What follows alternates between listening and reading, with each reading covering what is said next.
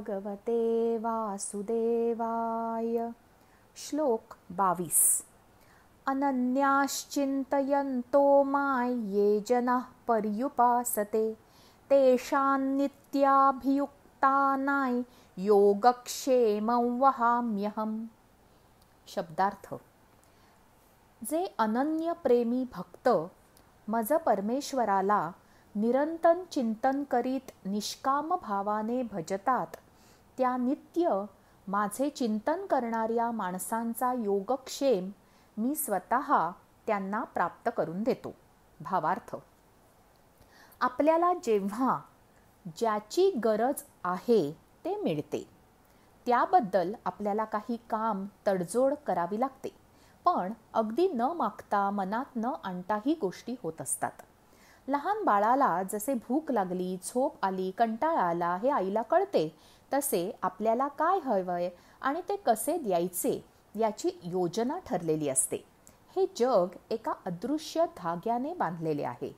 शिस्तबद्ध पद्धतीने ते सुरू असते. आपण मोहात पडतो आणि पसारा करून ठेवतो, पण देवाचे लक्ष असते. तो सगळे आटोक्यात ठेवतो. इतकीही पांघरुणे असू नयेत की घालण्यात रात्र आणि आवरण्यात दिवस निघून जाईल. बालबुद्धी असावी, पण कशी? निरागसपणा हवा.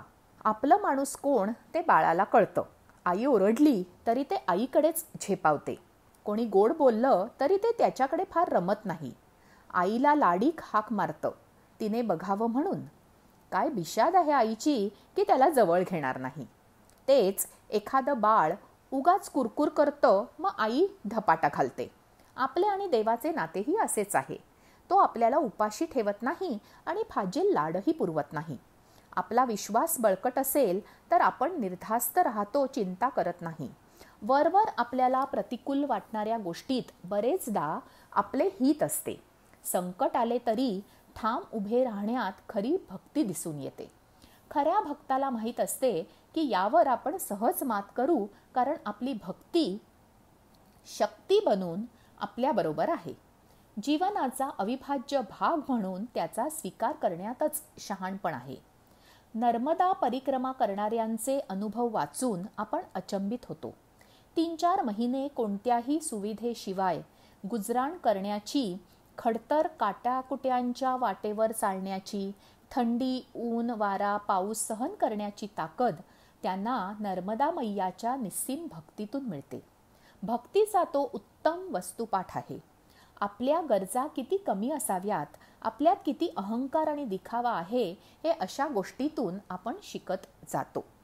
श्लोक 23 ते 25. येऽप्यन्य देवता भक्ता यजन्ते श्रद्धयान्विताः तेऽपि मामेव कौन्तेय यजन्त्य विधिपूर्वकम्. अहं हि सर्वयज्ञानां भोक्ता च प्रभुरेव च. न तु मामभिजानन्ति तत्त्वेनातश्च्यवन्ति ते. यान्ति देवव्रता देवान् पितॄन् यान्ति पितृव्रताः. भूतानि यान्ति भूतेज्या यान्ति मद्याजिनोऽपि माम्.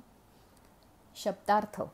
हे कौंतेया, जे सकाम भक्त श्रद्धेने दुसऱ्या देवांची पूजा करतात तेही माझीच पूजा करतात, परंतु त्यांचे ते पूजन अज्ञानपूर्वक असते, कारण सर्व यज्ञांचा भोक्ता आणि स्वामी मीच आहे. पण ते मला, परमेश्वराला तत्वतः जाणत नाहीत, म्हणून पुनर्जन्म घेतात. देवांची पूजा करणारे देवांना मिळतात, पितरांची पूजा करणारे पितरांना जाऊन मिळतात, भूतांची पूजा करणारे भूतांना प्राप्त होतात आणि माझी पूजा करणारे भक्त मला येऊन मिळतात. त्यामुळे माझ्या भक्तांना पुनर्जन्म नाही. भावार्थ. आपल्याला लहानपणापासून सोमवार शंकराचा, मंगळवार गणपतीचा, बुधवार विठ्ठलाचा, गुरुवार दत्ताचा इत्यादी सांगितले जाते. आपण त्याप्रमाणे उपासना करतो, देवळात जातो. असे असले तरी त्या देवतांमध्ये आपण भेद करू नये. हा चांगला, हा वाईट असे तर मुळीच असू नये. सर्व ठिकाणी एक तत्व आहे हे जाणून असावे. एकाच शक्तीची ती रूपे आहेत. सर्वदेव नमस्कार केशवं प्रतिगच्छति. हे खरे. भक्ती एकात्म असावी. खूप सारे करू नये. एकाच देवीची निष्ठेने उपासना करावी, म्हणजे आपला विश्वास भक्ती दृढ होते. निरनिराळी स्तोत्रे एकत्र म्हणणे टाळावे. प्रत्येक स्तोत्राचा गुणधर्म वेगळा असतो. कोणती स्तोत्रे एकत्र म्हणावीत याचे शास्त्र आहे. जाणकार व्यक्तीला विचारून मग वाचावीत. औषधे जशी मनाने घेऊ नयेत, तशी स्तोत्रे देखील मनाने वाचू नयेत. नीट शिकावीत आणि म्हणावीत. अनेक स्तोत्रे हे मंत्र आहेत. चुकीच्या पद्धतीने चुकीच्या वेळी नियम न पाळता म्हटली तर त्याचे विपरीत परिणाम होतात. अर्थ बदलतो. नाही म्हटलं की तेच म्हणायचं ही पद्धत चुकीची आहे. नाही म्हटलं असेल तर त्यात काहीतरी अर्थ असतो. स्तोत्रांचे स्वतंत्र विज्ञान आहे, ते समजून मग म्हणावे. प्रत्येक स्तोत्राला फलश्रुती असते, म्हणायची पद्धत असते. अज्ञानाने ते वाचायचे आणि असं कसं झालं असं म्हणायचं याला अर्थ नाही. वाचन म्हणून ग्रंथ वाचू नयेत. त्याचे संकेत असतात. मग लोक म्हणतात की माझा रक्तदाब वाढला, मला झोप येत नाही, मला जेवण जात नाही. हे चुकीच्या पद्धतीने वाचले की होते. धर्मग्रंथ म्हणजे मासिक कादंबरी नाही. माहिती मिळवून मग वाचावेत. माणूस जसे कर्म करतो तसे भोगणे प्राप्त होते. या जन्मी जसे कर्म करू तसा पुढचा जन्म मिळतो. सत्कर्मे केली की सुखासीन आयुष्य मिळते. व्यवहार चोख पाळला तर पुढच्या जन्मी सर्व कामे सुरळीत होतात. चुकीची कामे केली तर खडतर आयुष्य मिळते. मनोभावे भक्ती केली तर सदाचारी धर्मश्रद्धा असलेल्या कुटुंबात जन्म मिळतो. कसे वागावे ही खरंच तारेवरची कसरत असते. सत्सद विवेक बुद्धी शाबूत ठेवून वागले तर जमते. आत्मपरीक्षण करून स्वतःत बदल घडवून आणावा. भक्ती अशी करावी की मी काही करतोय ह्याचेही स्मरण नसावे. वागण्या बोलण्यात नम्रता असावी. कोणाला तुच्छ लेखू नये. कोणतेही अर्थ काढू नयेत. कल्पना आणि भेद करू नयेत.